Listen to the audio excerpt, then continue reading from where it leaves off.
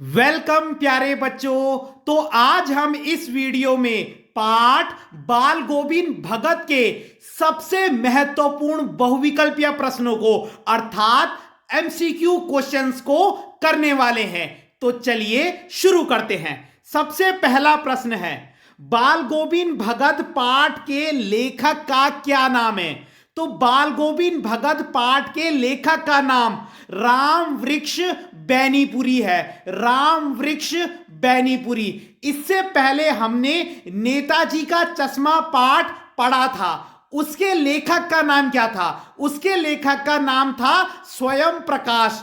और ये जो है बाल गोविंद भगत पाठ के लेखक का नाम राम वृक्ष बैनीपुरी है। पहला प्रश्न याद हो गया होगा।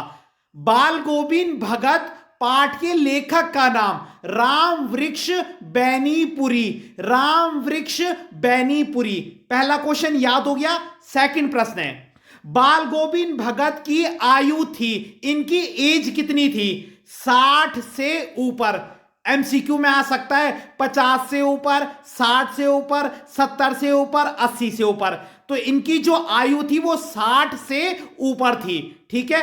तीसरा प्रश्न है, बाल गोविंद भगत सिर पर क्या पहनते थे? तो कबीर पंथी कनफटी टोपी। याद रखना, क्योंकि ये कबीर को बहुत मानते थे, उनके आदर्शों पर चलते थे, ये कबीर दास जी को अपना आइडियल मानते थे, उनके गीत गाते थे। तो ये सिर पर कबीर पंथी कनफटी टोपी पहनते थे। याद रखने शब्द, कबीर पंथी कनफटी टोपी।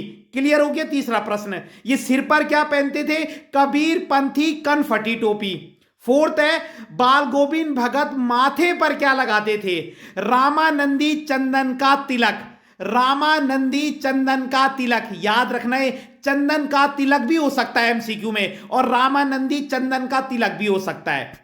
पांचवा प्रश्न है, बाल गोविंद भगत कबीर के आदर्शों पर चलते थे क्योंकि ये कबीरदास जी को बहुत मानते थे। क्यों? क्योंकि वह कबीर को अपना साहब मानते थे। यह आ सकता है एमसीक्यू प्रश्न में कि बाल गोविंद भगत कबीर को अपना क्या मानते थे? साहब मानते थे। इन्होंने कबीर के लिए साहब शब्द का प्रयोग किया है। तो 5 प्रश्न का एक बार रिवीजन कर लेते हैं। बाल गोविंद भगत पाठ के लेखक का नाम राम वृक्ष बैनीपुरी। इनकी आयु कितनी थी? 60 से ऊपर। ये सिर पर क्या पहनते थे? कबीर पंथी कनफटी टोपी। माथे पर क्या लगाते थे? रामानंदी चंदन का तिलक। रामानंदी चंदन का तिलक। सिर पर क्या पहनते थे? कबीर पंथी कनफटी टोपी। और ये कबीर के आदर्शों पर चलते थे क्योंकि ये कबीर को साहब मानते थे। कबीर को साहब मानते थे। अगला प्रश्न है, बाल गोविंद भगत अपने खेत की सारी उपज को यानी सारी फसल को पहले किसे भेंट करते थे? तो ये जब खेती बाड़ी करते थे बाल गोविंद भगत, तो इनके खेत में जो भी अनाज होता था, जो भी फसल होती थी, ये उसे सबसे पहले कबीर पंथी मठ में दे आते थे। एक मंदिर टाइप का जहां कबीर को मानने वाले लोग रहते हैं, है ना। और बदले में वो जो प्रसाद के रूप में इनको रिटर्न करते थे जो अनाज, ये उसी से अपना घर चलाते थे। जैसे हम भी मंदिर में जाते हैं तो हम प्रसाद चढ़ाते हैं, तो रिटर्न में हमको थोड़ा प्रसाद मिलता है ना, तो हम उसे अपने साथ ले आते हैं। ऐसी इनकी जो फसल होती थी, ये पहले कबीर पंथी मठ में दे आते थे, और जो इनको प्रसाद के रूप में रिटर्न में फसल मिलती थी, उससे ये अपना घर चलाते थे। अगला प्रश्न है, बाल गोविंद भगत का बेटा कैसा था? तो इनका एक बेटा था जो दिमाग से सुस्त और बोधा था। याद रखना ये 2 वर्ड। उनका जो बेटा था वो दिमाग से सुस्त और बोधा था। क्लियर? बाल गोविंद भगत अपने बेटे के पास बैठकर क्या कर रहे थे? तो वो गीत गा रहे थे। जब इनके बेटे की मृत्यु हो जाती है ना, तो वो उसको क्या करते हैं, उसकी लाश को क्या है, मतलब जमीन में चटाई के ऊपर बिछा देते हैं, उसके ऊपर सफेद कपड़ा डाला होता है। ठीक है। और सामने बाल गोविंद भगत गीत गा रहे होते हैं। ठीक है। अगला है, बाल गोविंद भगत अपनी पतोहू को रोने के बदले क्या करने के लिए कहते हैं? तो पतोहू कहते हैं उनके बेटे की जो वाइफ थी, पुत्र वधू भी कह सकते हैं उसे, तो उसे क्या करने के लिए कहते हैं? तो वो कहते हैं तुम उत्सव मनाओ, मतलब रो मत, उत्सव मनाओ। और क्यों कहते हैं वो ऐसा? पुत्र की मृत्यु बाल गोविंद भगत के लिए आनंद की बात क्यों थी, खुशी की बात क्यों थी? वो क्यों कहते हैं ऐसे कि उत्सव मनाओ? क्योंकि उन्हें लगता है कि आत्मा और परमात्मा का मिलन आनंददायक होता है। यानी कि उनका मतलब था कि अब आत्मा का मिलन किससे होगा? भगवान से, परमात्मा से। इसलिए वो कहते हैं अपनी बहू को कि उत्सव मनाओ। इसलिए वो गीत भी गा रहे थे, क्योंकि उनको लगता था कि यार ये दुख की बात नहीं है, अब आत्मा का मिलन किससे होगा? परमात्मा से। ठीक है, तो फिर से एक बार रिवीजन करते हैं। बाल गोविंद भगत अपने खेत की सारी उपज सबसे पहले किसे भेंट करते थे? कबीर पंथी मठ को। बाल गोविंद भगत का बेटा दिमाग से कैसा था? सुस्त और बोदा।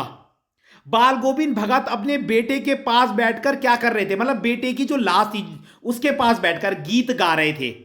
बाल गोविंद भगत अपनी पतोहू को रोने के बदले क्या करने के लिए कहते हैं? उत्सव मनाने के लिए। और क्यों बाल गोविंद भगत इसलिए ऐसा कहते हैं? क्योंकि उनको लगता था कि आत्मा का मिलन परमात्मा से हो गया है। ठीक है, अगला प्रश्न है, पतोहू दूसरी शादी के लिए तैयार क्यों नहीं थी? अब बाल गोविंद भगत चाहते थे कि उनकी जो पतोहू है यानी बेटे की वाइफ, पुत्र वधु, वो दूसरी शादी कर ले।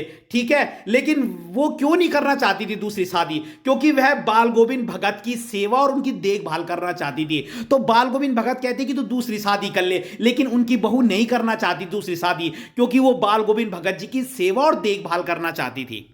बाल गोविंद भगत ने बेटे की चिता में आग किससे दिलवाई? अपनी पतोहू से, वही उसकी वाइफ से, बेटे की वाइफ से। बहुत इंपॉर्टेंट प्रश्न है। बाल गोविंद भगत हर वर्ष कहां जाते थे? गंगा स्नान के लिए। वो हर साल गंगा स्नान के लिए जाते थे। और बाल गोविंद भगत का गंगा स्नान जाने का क्या उद्देश्य था? उनका क्या मकसद था? संत समागम, यानी संतों से मिलना। क्योंकि जब हम भी जाते तो वहां कई, मान लो आप कभी कुंभ के मेले में जाओगे या गंगा स्नान करने, तो वहां बहुत सारे संत आए रहते हैं और लोक दर्शन के लिए, यानी विभिन्न प्रकार की संस्कृतियों को जानने के लिए। तो यह वर्ड याद रखना कि वो गंगा स्नान करने क्यों जाते थे। वो इसलिए नहीं जाते थे कि पाप धोने मुझे, नहीं, संत समागम और लोक दर्शन। संत समागम, संतों से मिलना, और लोक दर्शन, विभिन्न प्रकार की संस्कृतियों को जानना। किसी भी साधु की पहचान किससे होती है? तो उसके आचार विचार और कर्मों से। कपड़े पहनने से कोई साधु नहीं बन जाता। किसी भी साधु की पहचान उसके व्यवहार से, उसके कर्मों से होती है। फिर से अब रिवीजन करते हैं। प्रश्न 11 था, पतोहू दूसरी शादी के लिए तैयार क्यों नहीं थी? क्योंकि वो बाल गोविंद भगत की देखभाल करना चाहती थी, उनकी सेवा करना चाहती थी। बाल गोविंद भगत ने बेटे की चिता में आग किससे दिलवाई? अपनी पतोहू से। बाल गोविंद भगत हर वर्ष कहां जाते थे? गंगा स्नान के लिए। क्यों जाते थे गंगा स्नान के लिए? क्योंकि वो संत समागम और लोक दर्शन चाहते थे। और किसी भी साधु की पहचान किससे होती है? उसके आचार विचार और कर्मों से। बाल गोविंद भगत के घर से गंगा कितनी दूर थी? 30 कोस दूर। उनके घर से गंगा कितनी दूर थी? 30 कोस दूर। बाल गोविंद भगत की कबीर पर श्रद्धा का क्या कारण था? वो कबीर को इतना क्यों मानते थे? क्योंकि कबीर ने गृहस्थ होकर भी साधु जैसा जीवन बिताया। कबीरदास जी मैरिड थे, लेकिन फिर भी वो साधु के जैसे उन्होंने अपना जीवन बिताया, इसलिए ये कबीरदास जी को मानते। तो बाल गोविंद भगत के घर से गंगा कितनी दूर थी? 30 कोस दूर। याद हो गया। बाल गोविंद भगत कबीरदास जी को क्यों मानते थे? उनकी श्रद्धा क्यों थी? क्योंकि कबीरदास जी ने गृहस्थ होकर भी साधु जैसा जीवन बिताया, और यही बाल गोविंद भगत का भी था। बाल गोविंद भगत गले में क्या पहनते थे? तुलसी की माला। बाल गोविंद भगत किसके गीत गाते थे? कबीर जी के। और बाल गोविंद भगत की प्रभातियां, प्रभातियां का मतलब होता है सुबह गाए जाने वाला गीत। ये अर्ली मॉर्निंग उठ जाते थे और गाना गाने लगते थे, तो प्रभातियां कहते हैं सुबह को जो गीत गाए जाते हैं, और वो बाल गोविंद भगत गाते थे। कब से कब तक गाते थे? कार्तिक के महीने से फागुन तक। याद कर लेना, बाल गोविंद भगत की जो प्रभातियां हैं, सुबह गाए जाने वाले गीत है, वो कब से शुरू होते थे? कार्तिक से लेकर फागुन तक। कार्तिक से लेकर फागुन तक। अब एक बार रिवीजन करते हैं। 16वां प्रश्न है, बाल गोविंद भगत के घर से गंगा कितनी दूर थी? 30 कोस दूर। बाल गोविंद भगत की कबीर पर श्रद्धा क्यों थी? क्योंकि कबीरदास जी ने गृहस्थ होकर भी साधु जैसा जीवन बिताया, मैरिड होकर भी उन्होंने साधु के जैसा जीवन जिया। बाल गोविंद भगत गले में क्या पहनते थे? तुलसी की माला। किसके गीत गाते थे? कबीरदास जी के। और उनकी प्रभातियां कब से कब तक चलती थी? कार्तिक से लेकर फागुन तक। बाल गोविंद भगत की मौत कैसे हुई? उनके अनुरूप, जैसे वो चाहते थे। यही वर्ड याद रखना, बाल गोविंद भगत की मौत कैसे हुई? उनके अनुरूप। बाल गोविंद भगत गंगा स्नान के लिए कैसे जाते थे? वो पैदल जाते थे। बाल गोविंद भगत को गंगा स्नान के लिए आने जाने में 4 से 5 दिन लगते थे, और वो रास्ते में किसी की मदद नहीं लेते थे और पैदल जाते थे। बाल गोविंद भगत कहां बैठकर प्रभातियां गाते थे? वही जो सुबह को जो गीत गाए जाते हैं वो कहां बैठकर गाए जाते हैं, मतलब वो कहां गाते थे?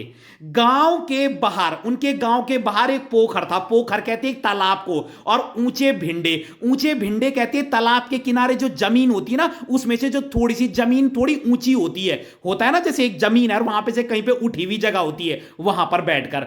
तो गांव के बाहर पोखरे के ऊंचे भिंडे पर, ऊंचे भिंडे का मतलब होता है थोड़ी सी जमीन जो ऊपर उठी होती है मतलब, और पोखर का मतलब तालाब।